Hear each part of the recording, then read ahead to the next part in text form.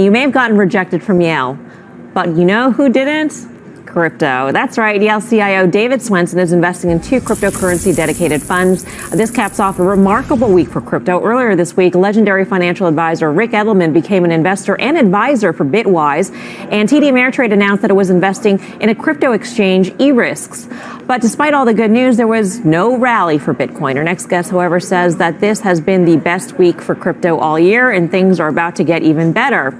Blockchain Capital partner Spencer Bogart joins us now from San Francisco. Spencer, good to see you.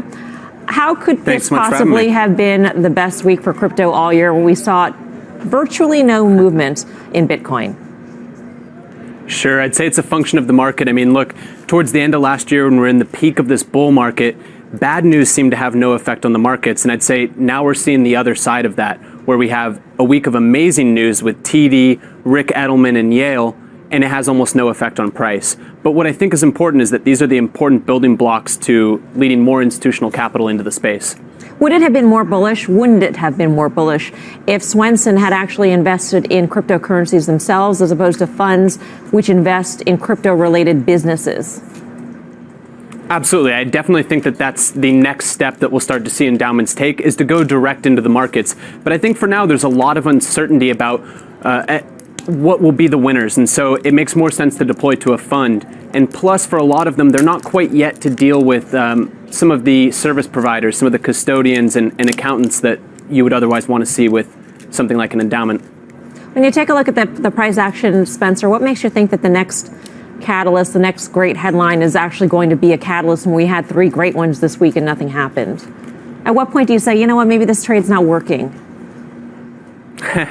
Sure. I mean, I think that, look, we're down about 70% from our highs. So I think that Bitcoin is close to bottoming, and so is the rest of the crypto market. So I think it's going to take a little bit of time, but each of these news items is a piece of kindle that we're going to throw onto a future crypto bonfire when we have the next bull market.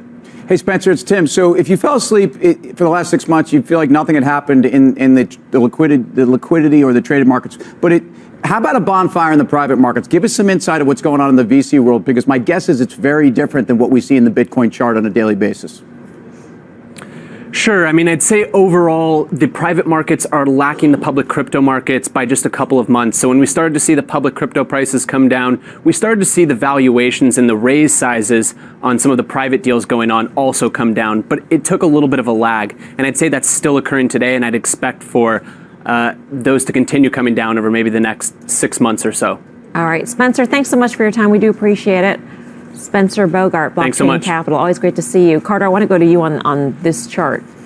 I mean, it almost as though it stopped trading. I mean, literally, it's like flat as a board. I don't see anything particularly directional. Sometimes things are in equilibrium price. It doesn't look here and now as though there's any imminent weakness or strength. It's just there. It's buyers and sellers are matched off evenly. Huh. But I would argue that this is bullish for Bitcoin. I mean, ultimately, putting in this kind of a base with the kind of volatility we had, actually seeing some stability in the price, but it's really like it has held this level during some bad times. I would prefer to be half full on the glass there. What's that saying that Luis Yamada likes to? The longer the base, the higher in space. Yeah. I don't know about the outer part, but I think you can interpret that in many ways. By the way, I will. I think that it refers to a long base on a chart, and it could break out. And I would say, is that the way you see I this would chart? push back on Luis Yamada's Spinal Tap reference by saying market doesn't give you a long time to sell the highs, or in this case, buy the lows. We've been at this level for quite some time. Leads me to believe there's one more washout to the downside. And also, when Louise is talking about that, she's talking about huge long bases over a multi-years, not 6 months. No, but this is if you think about Bitcoin and its trading history and the volatility in that, this is an extraordinary period. I mean, even the guys that said, hey, we're still up